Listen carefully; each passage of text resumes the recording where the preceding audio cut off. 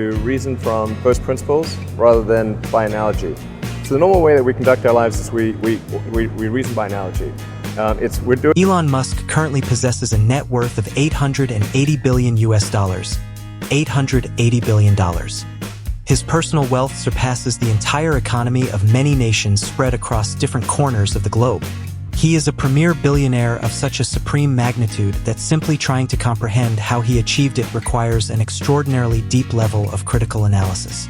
Right now, the global population stands at 8,298,981,500 people.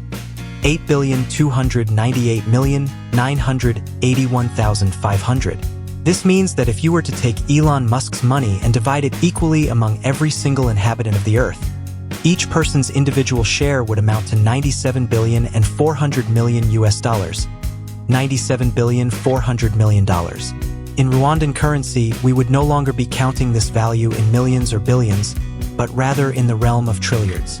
Yet, while I speak of these astronomical figures at this very hour, there is a person somewhere out there struggling to find just 500 Rwandan francs, $0.35, simply to see if they can secure a meal to survive the night.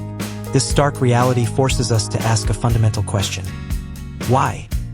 It is in this exact contrast that you immediately witness the extreme inequality built into this life. It is true that our origins, the families we are born into, and the countries where we enter the world play a massive role in dictating whether we enjoy a good life or endure a difficult one. But does a person's economic ascent always trace its roots back to the inheritance passed down by their parents? No, that alone is not enough. Is success determined by the country you were born in? Yes and no, the answer requires a deeper explanation. While we cannot ignore that your birthplace can grant you an elevated baseline of opportunities to reach far in life, at Elon Musk's scale, there are millions of others who were born into far greater advantages that should have made them even wealthier than him. Some were born into families far richer than his. Others were born in nations offering identical or superior opportunities to those he found. Yet, we do not know their stories.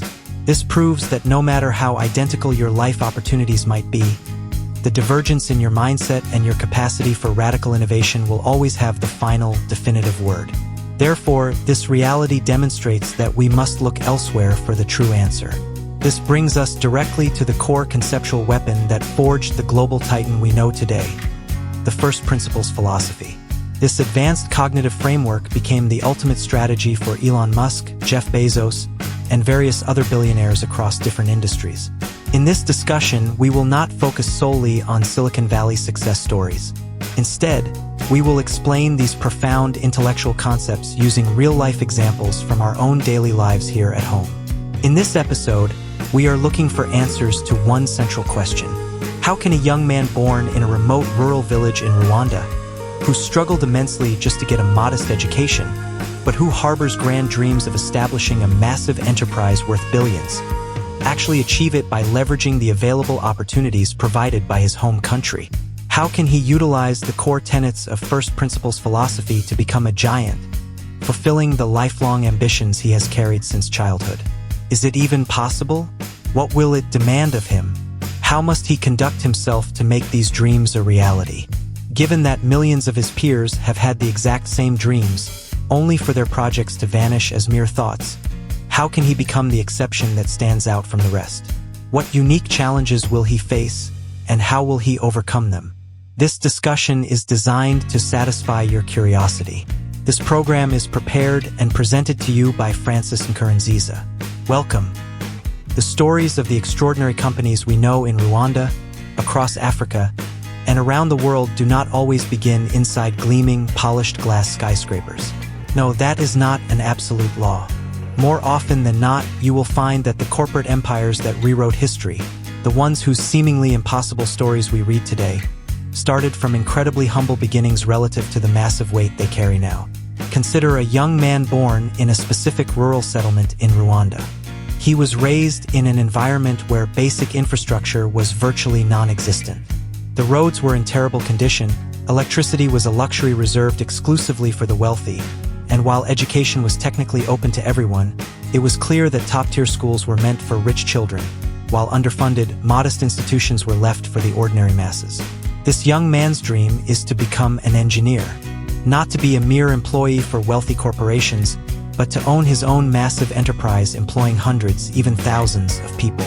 Yet, a youth carrying such monumental ambitions could never dare utter them out loud. Based on his outward appearance, his background, and the harsh reality of his current life, such ideas would be widely mocked as pure madness.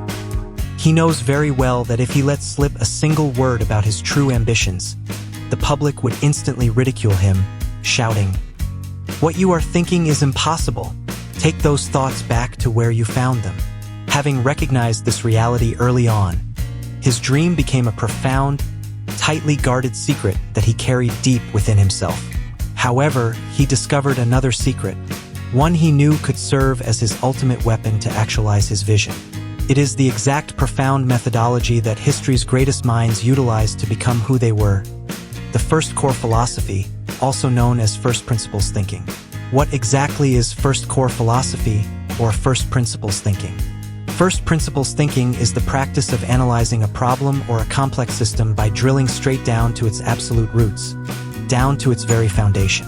When structural engineers notice a flaw developing in a building, they do not look for the core issue in the roof or the walls, even if the walls are the parts showing visible damage. Instead, the moment a building shows signs of degradation, they immediately look for the definitive solution in its foundation. That is the essence of first principles thinking. This philosophy was first articulated by the ancient philosopher Aristotle, yet it remains an incredibly potent foundational concept in our modern digital era. Elon Musk is a prime contemporary example of the power of first principles thinking. As we observed earlier, it was not merely the structural privileges of his birthplace that made him who he is. His cognitive methodology played a massive role in shaping his current reality. Aristotle, the philosopher who laid the conceptual foundations of modern science, believed that it is impossible to attain true, verified knowledge of anything without first understanding the primary principles or the foundational bedrock upon which that knowledge is constructed. You must master the smallest individual components that build the concept. You must find the universal core of a problem before you can solve it. In his works on physics and metaphysics, Aristotle would take a massive, complex concept and systematically break it down into tiny, elemental pieces until he reached the absolute primary truth upon which all observable reality rests. Today, I know many people who specialize in just one tiny fraction of his vast philosophical ideas, and a person can build a massive modern enterprise based on just a single branch of that thought. René Descartes, the 17th century French philosopher and mathematician, utilized a similar first principles approach which he termed Cartesian doubt, or the Doubtic methodology. For Descartes, no established law or existing concept should be accepted blindly without being subjected to rigorous questioning. You must ask as many questions as humanly possible about everything that exists, even if it seems clearly true on the surface. To him, even your own existence is something to be systematically doubted. While some might view this approach as absurd, it was precisely this radical skepticism that became the solid brick that built the mindsets of many great historical figures, including myself. Doubting everything, even your own existence, is necessary. Yet, through this process of asking endless questions, Descartes arrived at a definitive, unshakable conclusion: cogito ergo sum. I think, therefore I am. The very act of thinking proved his existence. For an isolated individual like Elon Musk, launching a commercial space empire seemed like an entirely impossible venture. In 2002, Elon Musk sold PayPal for $200 million. After deducting the taxes he had to pay, he was left with $180 million. He did this in order to launch SpaceX, a project dedicated to manufacturing and sending rockets into space. It is true that for someone like me living here in Rwanda, this amount of money is so immense that even conceptualizing it in my mind feels impossible. Yet, it was nowhere near enough to start this kind of project from scratch. For Elon Musk to simply purchase a ready-made rocket, it would have required about $3,977 million. However, by applying the core framework of first principles thinking, it cost him only $390 million to build his own rocket with the exact same capabilities as the one that would have cost $3.977 billion. It took only 10% of the retail cost to build his own rocket. How did he pull this off? Elon Musk rented a warehouse in El Segundo, California, and assembled a small team of engineers led by rocket engineer Tom Mueller. They bought raw metal materials and aerospace components, assembled everything themselves, and produced a fully functional rocket. By doing this, he saved $3.6 billion, using what seemed like just a drop in the ocean compared to traditional aerospace budgets. But continuing to talk about these Silicon Valley stories, thousands of kilometers away from where you are sitting, might feel like it doesn't get us anywhere. This brings us right back to our young man from that remote, rural village in the hills of Rwanda. How does all of this help this young man? That young man is me, and that young man is you. Let us return in the second part of this series, where we will dig deeper and find the answers to this question together. This is the Baza Ashir Amatsiko documentary, prepared and presented to you by Francis Nkurunziza. Let's meet in part 2. Goodbye.